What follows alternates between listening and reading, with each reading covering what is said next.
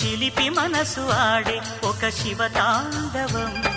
పులకరింత కాదు అది పున్నమి వెన్నెల కెరటం పెదవి చాటు కవిత